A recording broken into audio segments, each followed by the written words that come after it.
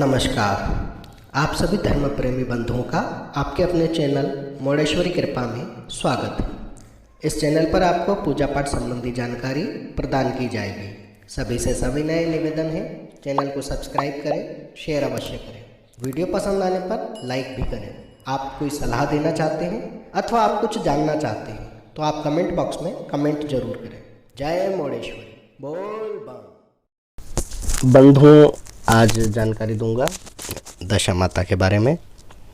वैसे तो सभी लोग जानते होंगे, महिलाएं काफ़ी सालों से कर रही हैं व्रत और काफ़ी सालों से पूजा करती आ रही हैं, तो वे इसके महत्व को अच्छी तरह जानती हैं। परंतु आज मैं बात करूंगा कि दशा माता हैं कौन। दूसरी चीज़, नए साधकों का इस व्रत से क्या लेना देना है या दशा माता से उनके साधना पर क्या प्रभाव पड़ेगा, इस बारे में हम जानेंगे। तीसरा, हम जानेंगे किस प्रकार से बेरोजगार लोग इनकी पूजा करके लाभ प्राप्त कर सकते हैं। अथवा कुल मिलाकर के मैं सभी तीनों पॉइंट पर एक ही प्रश्न रखूं तो ये होगा कि दशा माता कौन है और उनकी पूजा करने से क्या लाभ प्राप्त होता है और इनकी पूजा विधि क्या है।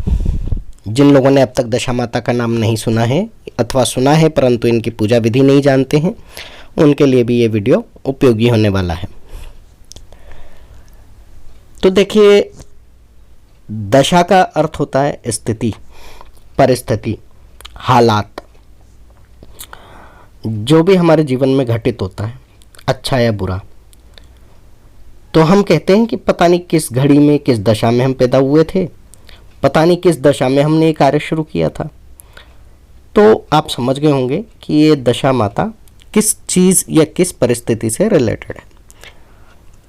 जब हमारे दिन खराब चल रहे होते हैं तो हम कहते हैं हमारी दशा खराब हो गई। जब हमारे दिन अच्छे चल रहे होते हैं तो हम कहते हैं हमारी दशा सुधर गई। बस यही दशा माता के प्रभाव क्षेत्र की बातें हैं। दशा माता होली से 10वें दिन मनाई जाती हैं। आप लोगों ने सुना होगा, कई लोगों के यहाँ शादी विवाह के अवसर पर दशमानी पूजा या 10 दिन की पूजा भी बोला जाता है। अलग अलग जगह अलग अलग चीज़ बोल सकते हैं उसको। वो लोग सत्यनारायण कथा वगैरह करवाते हैं विवाह के 10 दिन बाद या 10 दिन के अंदर। तो वहाँ 10 का आंकड़ा जो है वो इसी चीज़ से संबंधित है, यानी कि आगे के हाल अच्छे रहें, आगे की गृहस्थी अच्छी चले, इसलिए 10 दिन में पूजा करने का विधान उसमें होता है। और कहीं ना कहीं वो दशा माता से ही रिलेटेड है। उसका रीज़न क्या है?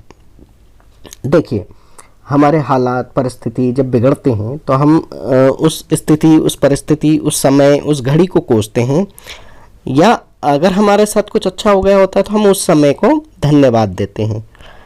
तो देखिए, शक्ति तो एक ही है ना। दुर्गा या नारायण या नारायणी, जो भी हम कहें, शिव कहें, शिवा कहें, जो जिसको मानता है, जिस स्वरूप को मानता है। गणपति को मानने वाले विराट गणपति को शक्ति बोलते हैं कि वही सर्वश्रेष्ठ है। तो कुल मिलाकर जिसने जिसको जिस रूप में देखा है, भजा है, उसको उसी रूप में अनंत शक्ति दिखाई देती है और उसी का हम आभार व्यक्त करते हैं, या उसी के सामने हम अपना दुखड़ा रोते हैं, अर्थात अपनी हालत सुधारने के लिए हम कहते हैं। तो अब आप समझ गए होंगे कि दशा माता का प्रभाव क्या है और दशा माता कौन है। अब कौन है में एक सवाल और उठता है कि कौन सी शक्ति, मेन शक्ति कौन है। तो देखिए, नए साधक की जहाँ मैंने बात की थी, ये उससे बिल्कुल रिलेटेड करेगा। देखिए, 10 महाविद्याओं के लिए गुप्त नवरात्रे होते हैं जो गुरु आज्ञा से किए जाते हैं। शिष्य गुरु आज्ञा से उन साधनाओं को करते हैं। जो भी नए साधक होते हैं या साधना के क्षेत्र में उन्होंने इधर उधर ताक झाक करना शुरू किया है, वीडियोस पे जा जा करके इधर उधर देख रहे हैं, या जो लोग जानना चाहते हैं कि ये सब चीज़ें क्या हैं, तो उनको समझ में आएगा कि 10 महाविद्याओं का जो बिना गुरु के अगर वो चाहते हैं कि हमको कुछ अनुभूति प्राप्त हो और कुछ हम समझ पाएँ, तो दशा माता की पूजा करने से 10 महाविद्याओं का जो सार रूप है ना, वो हमको प्राप्त होता है। जैसे संक्षिप्त रामायण हो गई, संक्षिप्त गीता हो गई, संक्षिप्त सप्तश्लोकी हो गई जो दुर्गा सप्तशती का संक्षिप्त रूप है। उसी प्रकार से ये दशा माता जो हैं 10 महाविद्या का संक्षिप्त सारा रूप है, जिसको मनाने से, प्रसन्न करने से हमें सभी देवियों की कृपा प्राप्त हो जाती है। तो अब आप समझ गए होंगे कि नए साधकों के लिए भी इस दिन का कितना महत्व है।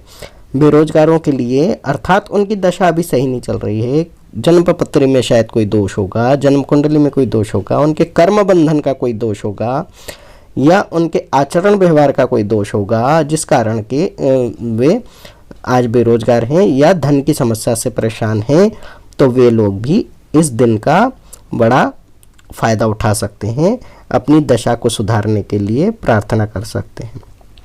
इसमें देवी का स्वरूप नारायणी शक्ति का हो जाता है, इसीलिए दशा माता की पूजन पीपल के वृक्ष में महिलाएं करती हैं, क्योंकि पीपल जो है नारायण स्वरूप माना गया है। इस वर्ष 2022 में ये रविवार के दिन पड़ रही है और कई महिलाओं के मन में संकोच है, संशय है कि रविवार के दिन जो है पीपल की पूजा नहीं होती, तो हम क्या दशा माता की पूजा एक दिन आगे या पीछे कर लें अथवा ना करें या पीपल की पूजा ना करें। तो देखिए, ऐसा है कि आपके कुल परंपरा में यदि दुर्गा मूर्ति पर पूजा हो रही है या शिवलिंग के पर जाकर पूजा हो रही है या नारायण के मंदिर में किसी भी रूप में, राम कृष्ण के जो भी मंदिर है वहाँ पूजा हो रही है, तो आप वहाँ करें। और पीपल पे अगर पूजा हो रही है तो भले वो इतवार का ही दिन क्यों ना हो, आपको पीपल पर ही पूजा करनी चाहिए। देखिए, इसकी पूजा विधि ऐसा है कि महिलाएं इस दिन जो है महिला, मेरे ख्याल से देखिए ये सभी को करना चाहिए, क्योंकि पुरुष भी कमाने जाते हैं तब घर में पैसा आता है, बरकत होती है। दशा सिर्फ औरत की खराब नहीं होती है जो औरत ही पूजा करे, ठीक है। अगर जोड़े से जाते हैं या पुरुष अकेले भी जाते हैं या उनकी इच्छा है कि हम हमारी स्थिति या दशा सुधारें, तो उनको भी जानना चाहिए। तो कुल मिला के ये है कि इस दिन अलोना यानी कि बिना नमक का खाना खाया जाता है, और बहुत से लोग भोजन नहीं करते, निराहार रहते हैं, या एक समय भोजन करते हैं या दोनों समय भी करते हैं, तो बिना नमक का करते हैं, मीठा भोजन ले लेते हैं। दूसरी चीज़ ये है कि 10 धागों का, 10 सूत का जो होता है डोरा बनाया जाता है, जिसमें 10 गठान लगाई जाती है, क्योंकि 10वीं दिन है, 10 का अंक है, तो इसमें 10 की महत्वता या प्रधानता है।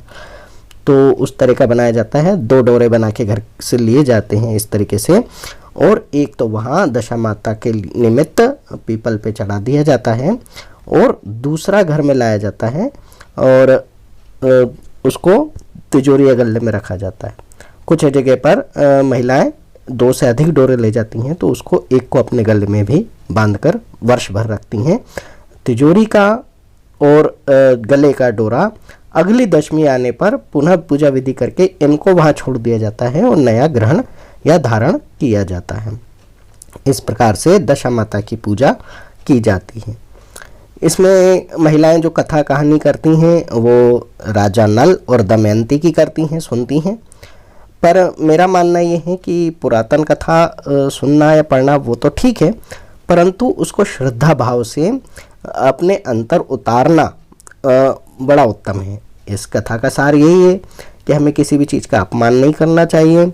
जब समय पर हमें अच्छा मिल रहा होता है तब उसे ग्रहण करना चाहिए, उसका निरादर नहीं करना चाहिए, वरना आपत्ति काल में, बुरे समय में हमें जो भी है इन चीज़ों का एहसास होता है, वो समझ आती है, लेकिन तब तक चिड़िया खेत चुग गई होती है ना।